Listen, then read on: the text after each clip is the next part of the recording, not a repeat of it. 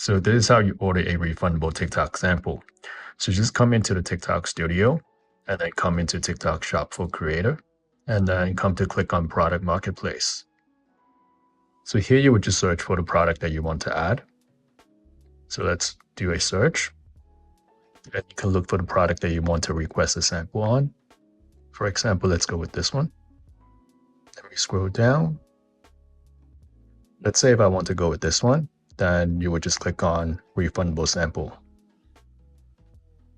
And then you see the guideline for you to get refunded. For this one is to generate 3 sales for refund. So we can click on this icon.